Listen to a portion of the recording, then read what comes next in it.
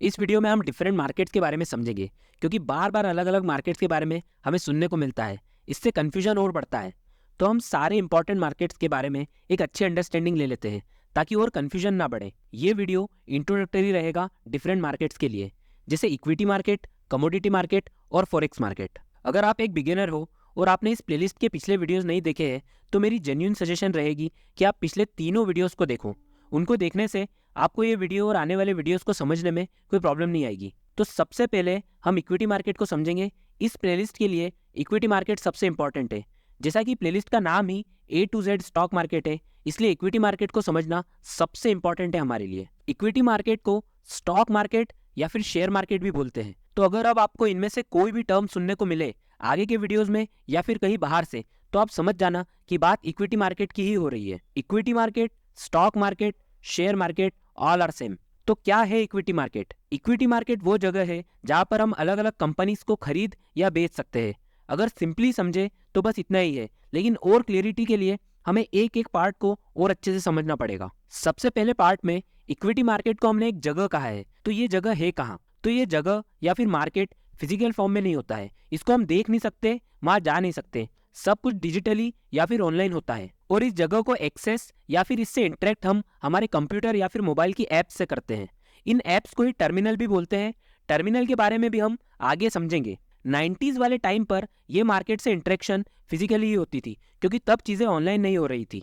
किसी को जब भी कुछ बाय या सेल करना होता था, तो वो अपने ब्रोकर को कॉल करके ऑर्डर इन्फॉर्मेशन देता था, और फिर ब्रोकर्स स्टॉक एक्सचेंज से शेयर्स फिजिकली बाय या सेल करते थे।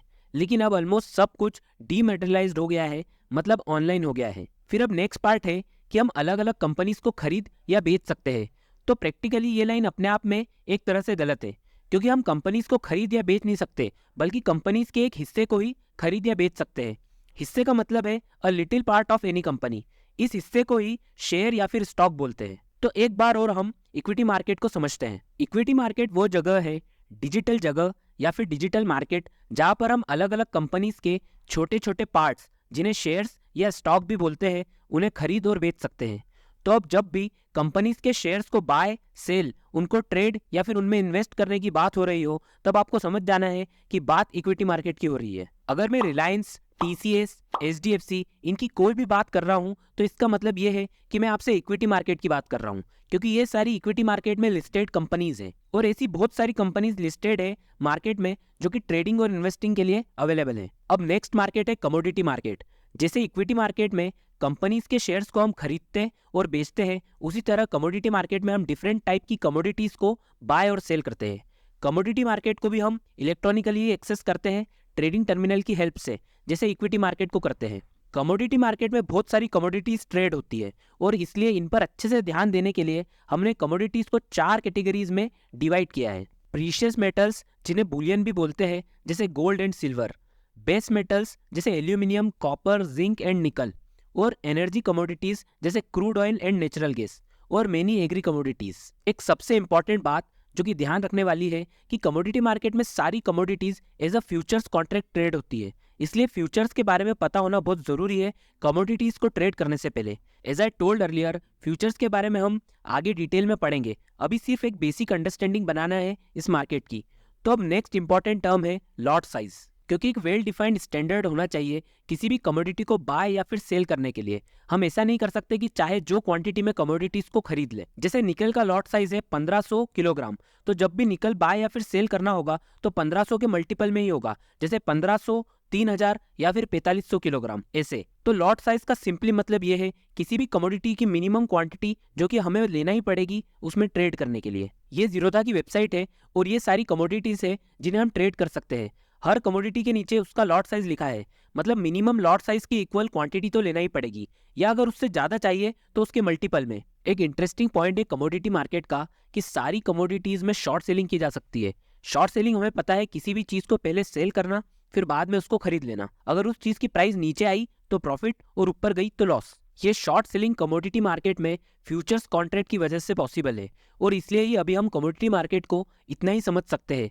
बाकी आगे हम फ्यूचर्स और ऑप्शंस को समझने के बाद ही समझ पाएंगे। तो अब जब भी गोल्ड, सिल्वर, क्रूड ऑयल इनकी बात हो, तब आपको समझ जाना है कि बात कमोडिटी मार्केट की चल रही है। नेक्स्ट मार्केट है foreign exchange market, in short forex market. अगर वर्ल्ड में सबसे फेमस कोई मार्केट है ट्रेडर्स के बीच तो वो है फॉरेक्स मार्केट, जिसकी डेली वॉल्यूम 5 से 6 ट्रिलियन डॉलर की रहती है। मतलब रोज 5 से 6 ट्रिलियन डॉलर्स की ट्रेडिंग होती है।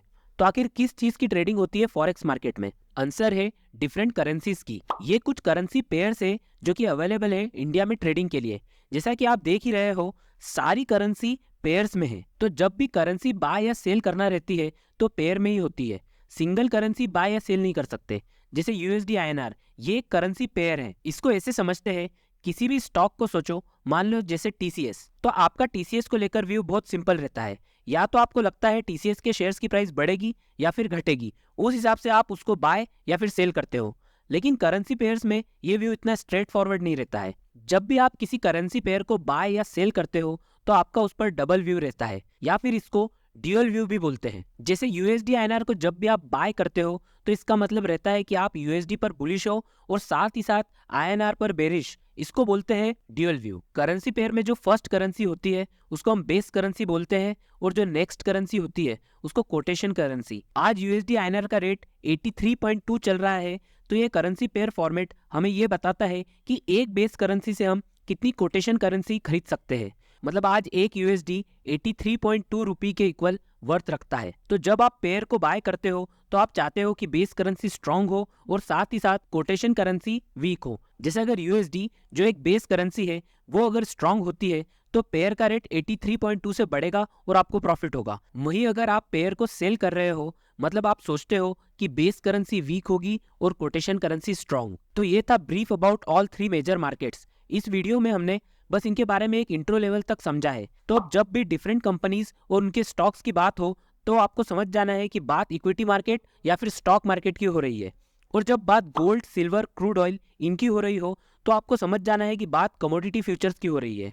वहीं अगर आप यूएसडी आईएनआर, यूरो यूएसडी इनके बारे में सुनते हो तो आपको पता है कि ये करेंसी पेयर्स है और डिस्कशन फॉरेक्स मार्केट की हो रही है। अब आगे की वीडियोस में हम इक्विटी मार्केट को लेकर आगे बढ़ेंगे और इन डेप्थ में सारी चीजों को प्रैक्टिकल पॉइंट ऑफ व्यू से समझेंगे। और कमोडिटी और फॉरेक्स को हम फिर से विजिट करेंगे जब हम डेरिवेटिव्स जैसे फ्यूचर्स और ऑप्शंस के बारे में अच्छे से समझ लेंगे, क्योंकि बिना डेरिवेटिव्स के कमोडिटीज और फॉरेक्स को अच्छे से समझना पॉसिबल नहीं है। वैसे तो और भी मार्केट्स होते हैं, जैसे क्रिप्टो मार्केट जहाँ पर क्रिप्टो करेंसी की ट्रेडिंग होती है, मनी मार्केट जहाँ पर गवर्नमेंट बॉन्ड्स और टी बिल्स को खरीदा और बेचा जाता है। पर कुछ स्पेसिफिक रीजन से इन मार्केट्स को अभी हम नहीं समझेंगे, मे बी इन फ्यूचर और इन सम अदर प्लेलिस्ट। तो अब नेक्स्ट वीडियो से हमारा फोकस पूरी तरह से इक्विटी मार्केट को समझने पर रहेगा। अगर आपके कोई क्वेश्चंस या सजेशंस हो इस वीडियो को लेकर या फिर प्लेलिस्ट को लेकर तो प्लीज कमेंट। मिलते हैं नेक्स्ट वीडियो में।